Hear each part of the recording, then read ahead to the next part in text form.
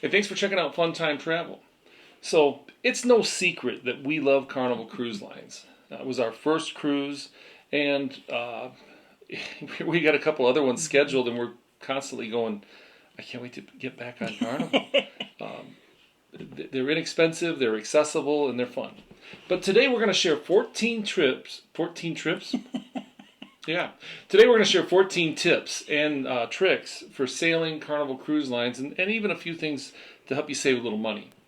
We think these things will help out first-time Carnival cruisers and seasoned Carnival cruisers alike. So let's check it out.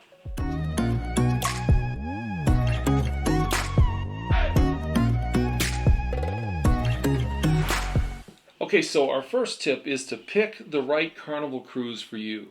What do we mean by that? There is definitely a difference between taking a 3 or 4 night Carnival weekend cruise and a 7 or an 8 night Carnival cruise, going to more places, maybe a little more exotic places. Okay. So Carnival Cruise Line still boasts about being the fun ships. And those shorter cruises tend to cater to maybe an even funner crowd. Rowdy crowd. Yeah, it's got a little more of a party vibe. So if that's what you're looking for, hey, hit that up. Those longer cruises are still a lot of fun. We just did an 8-day cruise that was an absolute blast. That's our preference. It really is the longer ones, because I feel like you just get settled in and start relaxing. Yeah. On a shorter cruise, about the time you get off it, you're like, I wish there was more time. The longer ones, you kind of get a rhythm, get a vibe kind of going, and I think it's just... You get a vibe. Yeah, whatever. They offer a little more downtime.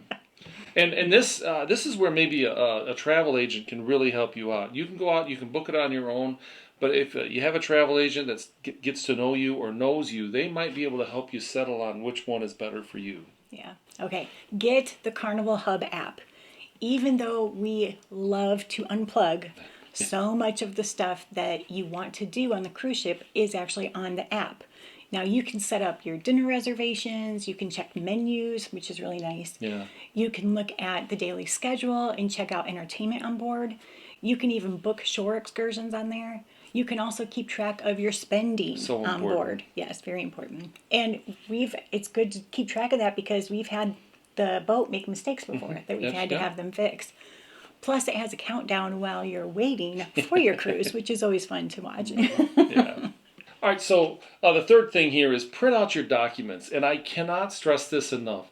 Now, I know you're going to say, hey, Ron, I have my phone, I've got the emails, I've got this. Yeah. You know what? Just about the time you absolutely have to have that information at your fingertips, your phone's going to die, or you're going to drop it, or whatever. Or they make a mistake. They make a mistake, and you can't find it on your phone. So we suggest, every time, I print out, and I suggest you do this as well, print out all of your documents. Stick those in I always use a pad folio. I tell everyone to do that. Get a folder, get a manila envelope, whatever. Put it in there, set it aside so that you have it and you can take it on your cruise. Print out that boarding pass, print out your luggage tags, get your shore excursion receipts, and maybe anything else that you're going to need for when you're traveling to the ship or getting on board the ship. Buy the drink package ahead of time. If you choose to purchase a drink package, do it before the cruise. Now that's if you just want the, soda package, or if you want the alcohol package. Buy it before. Buy it ahead of time. Yeah. You get a discount if you buy it in advance. The drink package is pricey, but it can be worth it. You can check out our Carnival drink package video in the link that we'll share here. Yeah. Okay, so as you can see, I'm the kind of person that uses the spa all the time. It takes a lot to get this hair just right. But, one of the tips that we're going to give you, it'll save you some money here, is use the spa in port. Now, obviously, if you want to see that port, don't use it there. But if you want to get a spa treatment, you can save a fair amount of money by booking on a port day. Yes. Now, Carnival knows that you, along with everyone else, want to be out exploring the port. So they give some extra special deals when you in the spa for those port days. And maybe it's a port you've been to a couple of times. Maybe you just didn't find that right shore excursion, or you just need a down day. Booking that spa treatment in port can save you some money. Don't miss all the parties. I mean, if you want to miss a couple of them, that's your prerogative. Right. But Carnival has some of the best cruise directors in the business, we believe. Yeah. And they throw some of the best parties. There's the White Party, Yeah. which was a blast. I really loved the 80s Rock and Glow Party. I think that's probably my favorite. Get a little Bon Jovi going, Yeah. get a little Cyndi Lauper going. All of it. Yeah. It was so much fun. Ron's favorite is the Sail Away Party. I mean, that's kind of, Well, know. it's the kickoff. yeah, I know. But still, so much fun that we've learned the dances ahead of time so we could join in. We seriously looked them up on YouTube. In our Yes, basement. It we're was dorks. We I know. should have videoed it because it was super embarrassing. But we had fun, We the did. two of us, laughing at each other and ourselves, Right. which we do all the time. In fact, you can do a quick search online and check out what parties that, they have going on, and you can pick some special outfits if you want to for those parties, especially the White Party. Or the neon for the Yeah. 80s party, right? Right. Get you some wild glasses and maybe Get that- find some parachute Get pants. that ratted up Aquanet hair going. Right, or a members only jacket. God, that's a long time. All the bracelets. Yeah. Okay, so after hitting all those parties, you might need to rest to recharge a little bit, right? So get to the Serenity Deck. Rush there and then relax. The Serenity Deck is such a great place to get away from all the noise. And like I said, after those deck parties, you kind of want it. And maybe you just want to get away from the kids that are on board during those school breaks. It's a great place to hang out, a great place to relax. Quite often we'll be hanging out there and we'll meet new people and chit-chat, and it's just kind of fun. Just a chill place to hang out. They got those clamshells and the big day beds, and then they got the regular loungers. Typically they have a towel checkout, so you can just get towels right there. The Serenity Deck, they have a bar. Some of them have an amazing salad bar. Just a great way to spend an afternoon on a cruise ship. Yep. Pack a USB rechargeable fan. Now, this is a must for me. You appreciate it sometimes, but I love to sleep with fan on. Actually, I love to sleep with multiple fans on, but I at least have to we've have got one 7 fan. in our bedroom. No, we do not. Well, 6. We have 3 plugged in and going. There you go. All right. There aren't a whole lot of plugs in your cabin. The newer, bigger ships have a little bit more, but still it's not a whole lot. So we always take our USB fan with us, and we actually hang it off the wall with magnets, and it works great. It moves the air for us and helps me sleep. Also, if you're in those, in a warm climate cruise, going on a warm climate cruise, we also recommend a USB neck fan. And it's amazing to have for your flight or just walking around in port. Now, I got hot flashes because I'm in that time of, life. And so I could wear it the whole time on the cruise. I just get hot because I'm, not skinny. Because you're next to me. And I'm emitting hot flashes. That's what I meant. All right. Hey, another thing you to do as you're getting ready for your cruise, make sure you pack drinks. Now, you can't bring beer or alcohol. Don't try to sneak it on, whatever. Right. But you can take a bottle of wine each, at least as of right now. And as we're recording this, you can also take a 12-pack of soda for each person.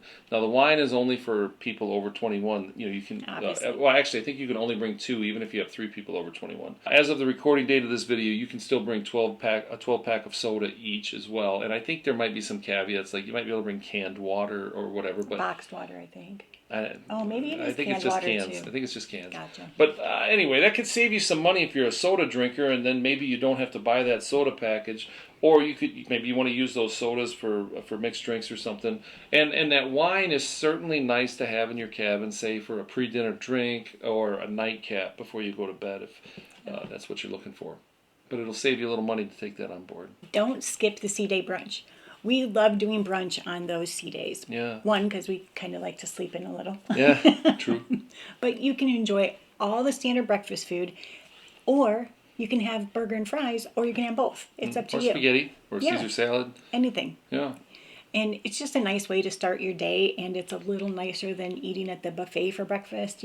That's fine for port days. You got to get up and get going fast, but Yeah, it's nice. I love that they do that on the sea days. yeah.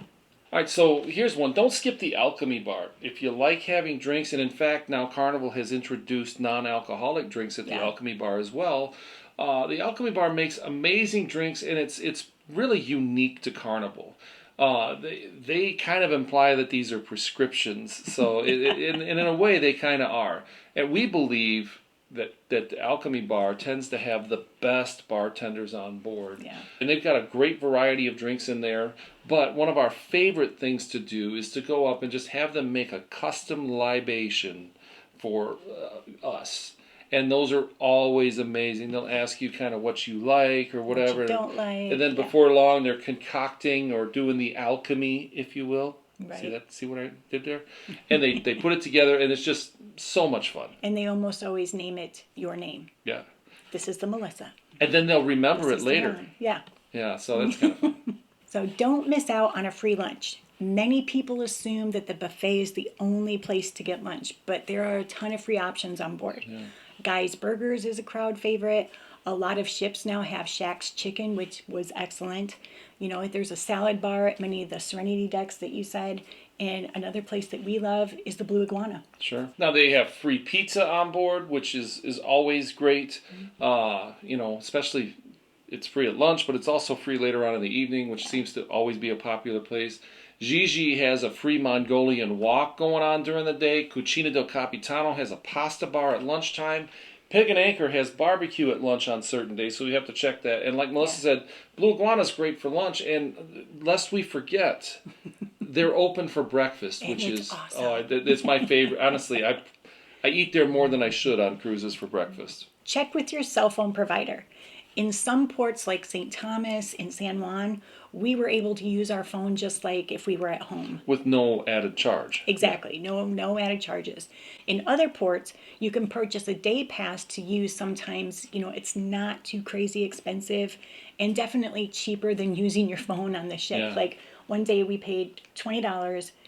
We were on the beach, but that included free Wi-Fi and I think free lunch or something. It was like a couple in the chair. Well, yeah, but that's not through the cell phone No. provider. That does bring up a good point. When Yeah. you're in some of these ports, depending on how you feel about using other Wi-Fi, you go to some of the excursions and they'll have a Wi-Fi pass that might be $20, $10, whatever. Yeah, and it usually includes more than just and that. it might be faster than what you're getting on board. If you do that, and I don't have anybody that I would promote, but you probably want to get a VPN on your phone so that you can kind of protect your privacy while you're doing that. But it is a great option.